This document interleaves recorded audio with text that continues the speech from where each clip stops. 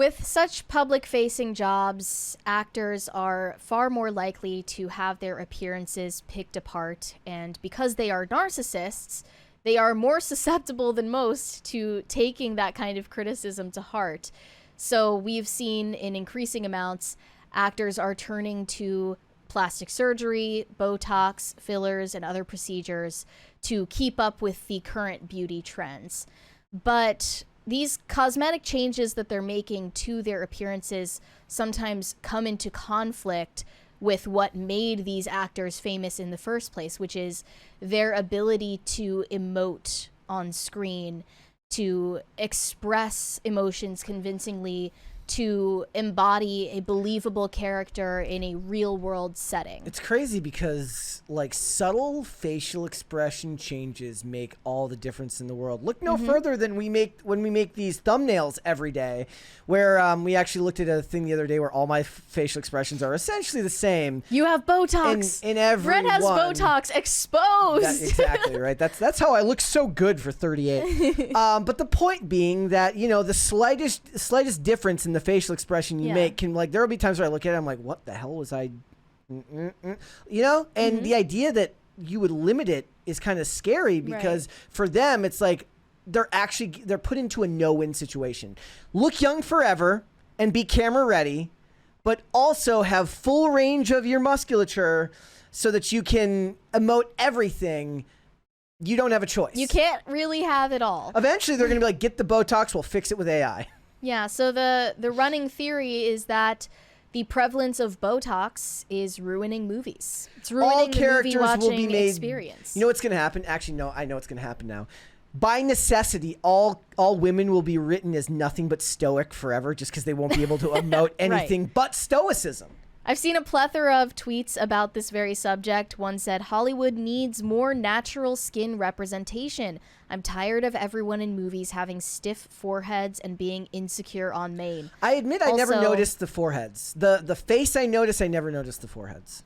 Tends to be a frozen forehead is like the most common. Another one said, for as corny as Hallmark Christmas movies are, it's been refreshing to watch them and not see insane amounts of Botox and fillers. Everyone just looks like a normal person. Another one said, I'm getting sick of watching movies and shows where actresses and actors' faces don't move because they have so much work done. I understand the pressure they're under. I just miss normal human facial expressions. And I want to show a couple of examples of this. First off, there is a scene of Lindsay Lohan in her Netflix movie Irish Wish where she is attempting to cry. Look. And it's just not coming through. Well, you got to do the hand in front of the face when it's to not cover working. your bad acting. And then there's another scene of Ariana Grande playing Glinda in Wicked where her face just is frozen. Yeah. This is kind of disturbing. And this person said, this gif alone proves why Ariana Grande shouldn't be nominated for Oscars. Girlie can barely move her face. What are you talking about? Yeah, so this is becoming a huge problem. I also noticed when we watched Joker 2, I was so distracted watching Lady Gaga because her lip fillers are just insane. The first time that I ever noticed it was an actress named Lauren Holly, where it was like between seasons on a show. Suddenly her lips were enormous and her face wouldn't move. So weird. It's like, it ended up. Did you find the Lady Gaga scenes distracting? I didn't even notice it, if I'm being honest. I could see like the filler that had migrated around her mouth and like her duck lips just flapping around everywhere. And it. What are you saying, Arthur? What year is that set in? Like the 80s, late 90s, late 70s? That was like the. I thought based on his clothing, it looked more like like not late, the 70s, 80s, maybe early 80s, 80s and 90s. That wasn't common back then for. Well, I mean that's a huge women issue to with have that's a that. huge issue with period pieces now. Yes, it is. We'll get to that in a second, but I mean, I think it can work to their advantage sometimes. I wanted to like have a more balanced take because Megan Fox is someone with a huge amount of fillers and Botox in her face, and she's gotten a lot of plastic surgery over the years, and it worked perfectly for her character in Subservience, who is literally a sex bot. Like, that works for her character in that instance. They're going to be making lots of AI-focused movies and They'll robotics need more of that. focused movies. Directors like Martin Scorsese and Baz Luhrmann have complained that, quote, Botox has become so popular among actors that they are no longer able to act with facial expression. And now an interesting phenomenon that's happening is storylines in TV shows and movies are adapting to include characters who undergo Botox and cosmetic procedures in order to make that more believable. They say the prevalence of Botox in Hollywood is confining talented performers to roles of characters who have already undergone plastic surgery or are perceived to have had access to it, such as Nicole Kidman in A24's Baby Girl. There's a scene where she is actually getting Botox injections in the movie. She is now getting typecast as the sad, affluent wife who is accustomed to getting cosmetic procedures. So it's not just narrowing their range of emotion on screen, it's also narrowing the range of roles that they can possibly take in these projects. And it's changing the kind of stories that we're being told as an audience. The most disturbing part of this that I am surprised I hadn't learned before, it's been reported that Botox not only removes visible signs of aging, but also impairs one's ability to actually feel certain emotions. I remember that because if the muscles in your face can't react moment to moment what you're experiencing, you're going to both look and feel more robotic. I remember they would say, like, you could try to trick yourself into thinking you're happy by, like, eating a pencil and makes it think you're smiling. Literally, smiling makes you feel happier. It just activates the emotion that you're expressing on your face. And without knowing it, in an attempt to look ageless and frozen, people are turning off their own emotional range. Yeah. Which is terrifying. Yeah. But, you know, it's also been noted that Botox and fillers on screen are also contributing to the problem of iPhone face in movies. Botox hinders believability when actors portray characters from the past. For instance, Dakota Johnson's role as Annie in Netflix's Jane Austen adaptation Persuasion faced harsh criticism from those who believed Dakota Johnson has an iPhone face, which is defined as a face that has seen an iPhone before and also has been impacted by modern beauty standards that are prevalent on smartphone screens. So someone has been doom scrolling long enough that they just start to reflect back. So not even that they've screen. had anything done, but like your face, kind of like they say, like couples that have lived together for 50 years start looking like each other. That's a real thing, though. So viewers find it difficult to be convinced that the characters they're watching are from a bygone era. Does that mean the ugly ones get android face? Who are the ugly ones? I have no idea. Which ones? If there's Who are the android an actors? ugly actor gets called android face, and the attractive actors get iPhone face. But it's not that. It's not a compliment. It's an insult to say that someone has an iPhone face. Like, you couldn't cast Madeline Klein in Sense and Sensibility. You can't do that. No Madison Beer guest cameos in anything. You can't put Madison Beer in Bridgerton. It doesn't work. And it's not a statement of her being more attractive than the people who are on the show. It's just a statement of how current she looks. Yes. And I think it is a bad thing because everyone is starting to look the same. Like, this is another term, Instagram face. Yeah.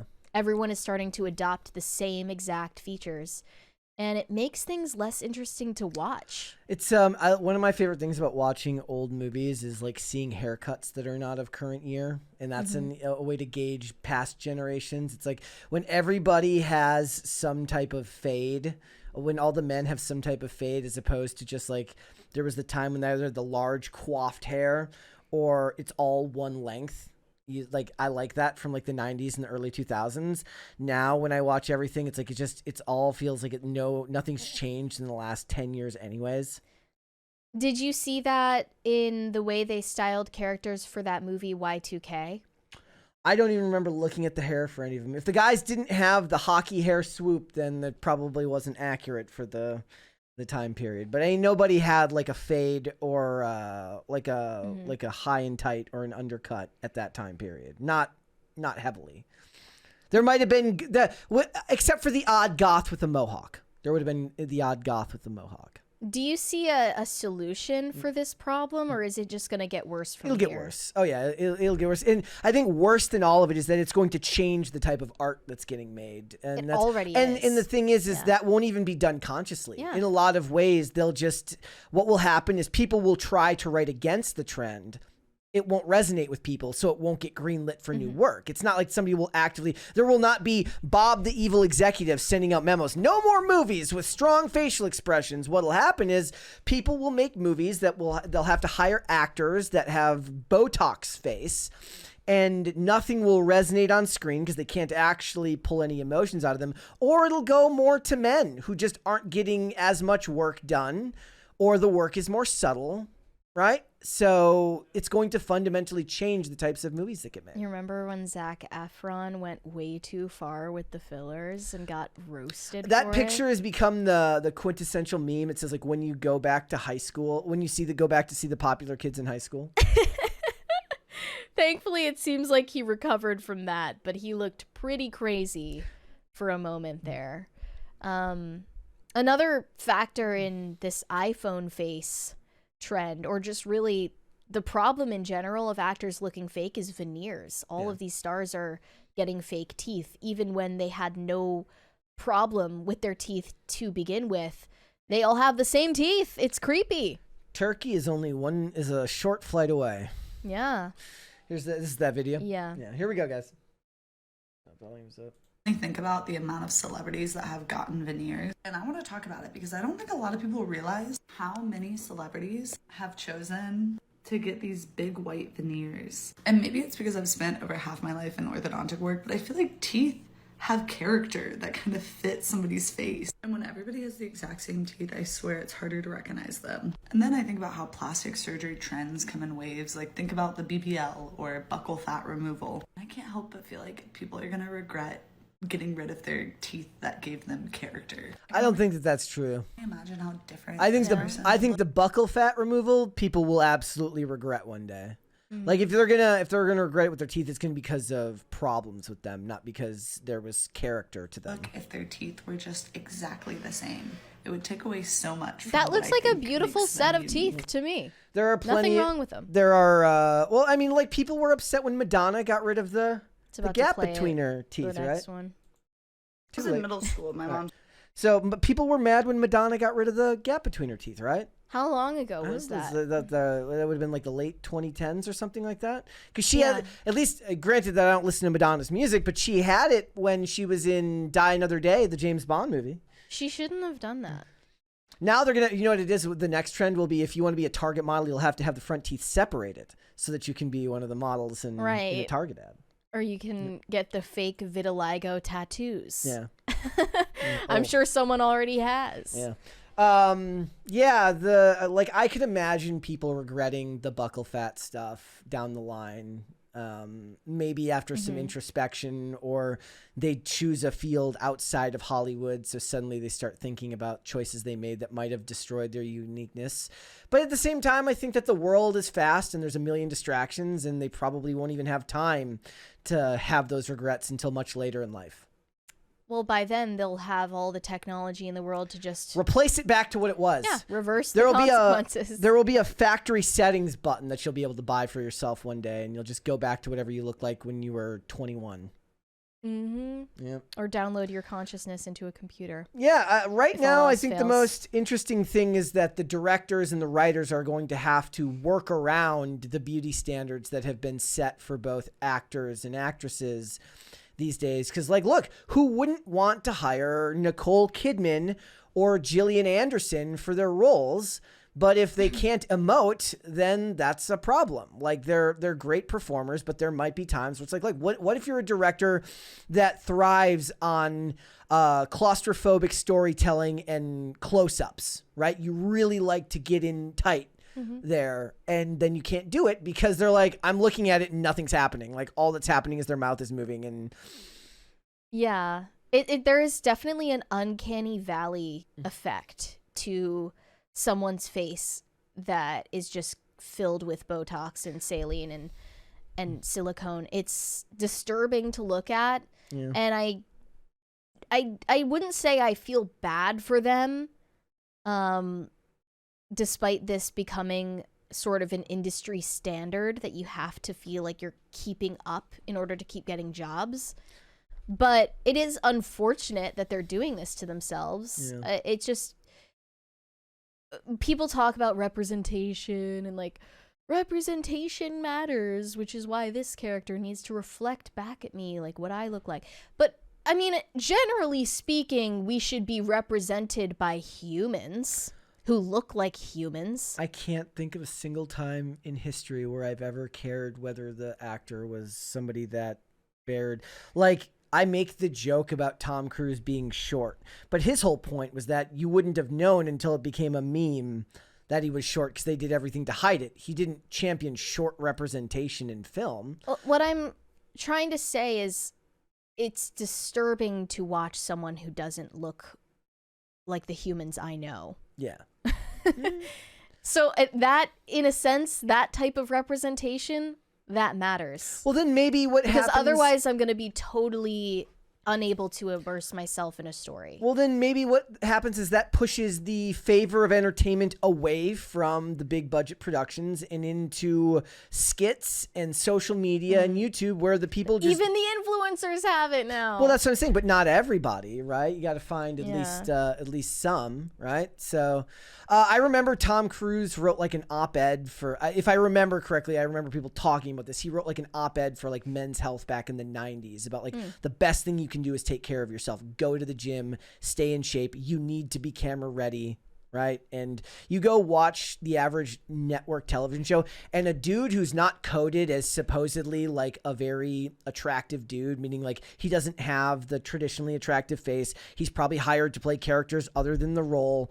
They end up in a scene where their shirt's off and they've got like washboard abs, and you're like, that's not what you see on the street. Yeah. But that's because it's been ingrained in them, no matter what their level of success is, to take care of themselves. And that's not even to speak of the actors whose job it is, I'm talking about the superhero characters whose job it is to go to the gym 6 months out of the year because Marvel wants you to have X amount of body fat to look good on camera, right? So it's and again, I think it's a lot different for men and women, because when women see characters on screen, they tend to be mad that they don't look like them.